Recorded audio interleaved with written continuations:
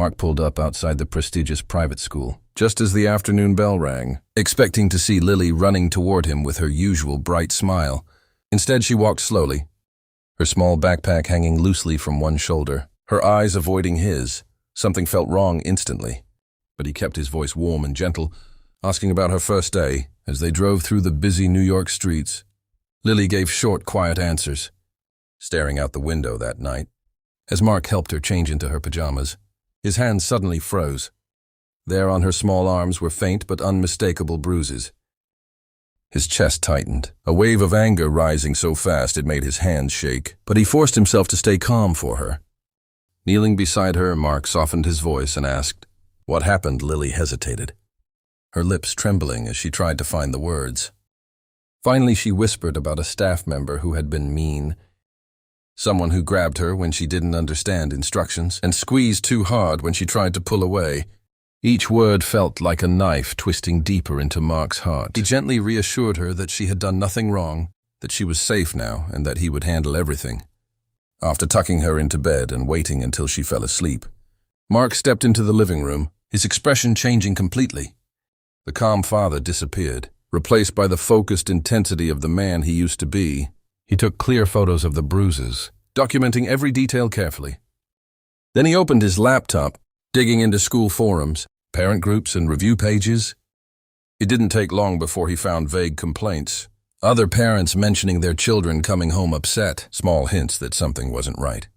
Mark reached out privately, asking careful questions, and within hours, a few parents responded with similar concerns. His instincts sharpened with every message. This wasn't an isolated incident. Something bigger was being hidden, behind the school's polished reputation. As midnight approached, Mark leaned back in his chair, connecting the dots. He knew exactly how systems like this protected themselves. Silence, intimidation, and image control. But they had made one mistake. They had hurt his daughter, and what they didn't know was that Mark wasn't just another overwhelmed single parent trying to make ends meet. He had spent years exposing powerful people who thought they were untouchable. Now, with evidence building in front of him, that same relentless determination returned. This time it was personal. By sunrise, Mark was already dressed, his laptop open and phone buzzing with replies. He hadn't slept, but his mind was sharp. Driven by purpose, the messages from other parents had grown overnight. More stories, more details, all pointing to a disturbing pattern the school had carefully hidden. He organized everything with precision, creating a clear timeline, attaching photos and labeling testimonies. Years ago, this had been his world, and slipping back into it felt natural. But this time, every piece of evidence carried a heavier weight. This wasn't just another story. It was his daughter's pain.